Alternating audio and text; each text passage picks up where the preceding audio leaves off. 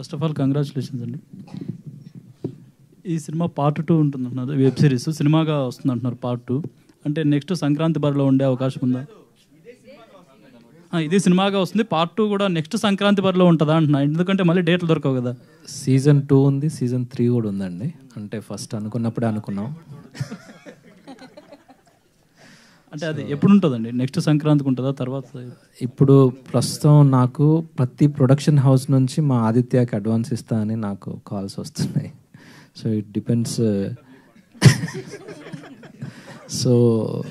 Depends అంటే నేను ఆదిత్యని అడిగాను, చేసేద్దాం రా సెకండ్ సీజన్ అంటే, మధ్యలో ఒక సినిమా చేస్తాను సార్ అన్నాడు. So it's up to him, it's completely his decision. ఇంకోటి మంచి స్క్రిప్ట్స్ ఉన్నవా? లేదండి, ఆ చెక్ పాస్ అయింది మళ్ళీ కొన్ని రోజులకి.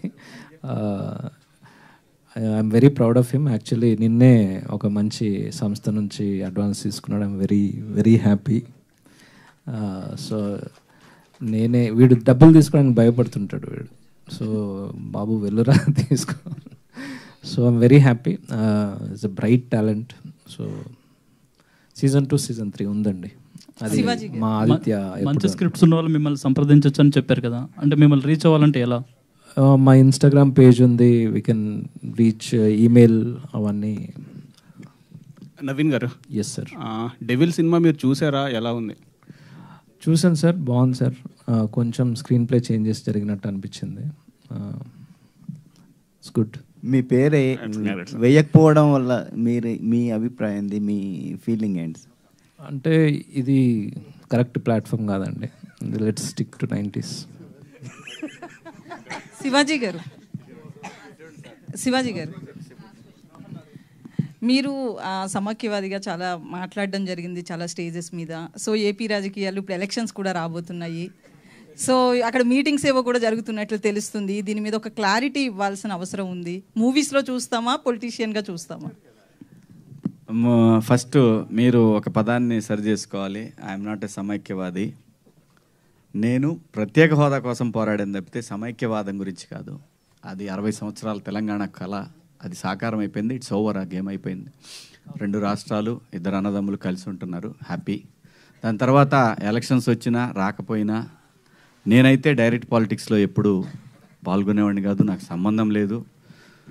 నాకు రాజకీయాల కన్నా కూడా నా పిల్లల కోరిక, నేను యాక్ట్ చేయమన్నారు, నేను యాక్టింగ్ తప్ప ఇంకోటి చేయను. ప్రజలకి సమస్యలు వచ్చినప్పుడు మాత్రం రేపొద్దున వచ్చినా సరే, ప్రజా సమస్యలు ఏమన్నా సరే ప్రజల గొంతుకగా మాత్రమే ఉంటాను.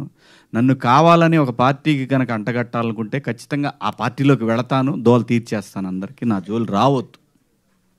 నేను నిజాలు మాట్లాడతా కాబట్టి అందరికీ ప్రాబ్లమే. సో అటువంటి వాడు రాజకీయాలకు పనికిరాడు, నేను రాజకీయాల్లో పనికిరాను, నాకు తెలుసు. ప్రజల గొంతుకగా మాత్రమే ఉంటాను. దయచేసి నన్ను ఎవరు కూడా ఫలాని రాజకీయ పార్టీ, ఫలాని చంద్రబాబుకో, ఫలాని జగన్మోహన్ రెడ్డికో, లేదంటే మా కేసీఆర్కో ఇట్లా ఏం నాకు సంబంధం లేదు. నేను ప్రజల సమస్యల గురించే మాట్లాడతాను, అది మాత్రమే గుర్తించండి. గుర్తించబోయినా నాకు పోయేదేమీ లేదు. శివాజీ, శివన్న ఎప్పుడు ప్రజల గొంతుకే, ఆ గొంతుకు ఎప్పటికీ మోగబోదు until I die. I'm for the people, that's all. Thank you. Thanks for your questions, Media, and thank you so much, ప్రేక్షకులందరికీ. Hi, this is Dimple Hayati. Please subscribe to India Glitz Telugu. Hi, నేను మీ Ravi Varma. Subscribe చేయండి India glitz Telugu. Hi, this is Adi Sai Kumar. Subscribe to India Glitz Telugu. Hi, this is Srinivas Vadlamani, Telugu character artist. Please subscribe India Glitz Telugu.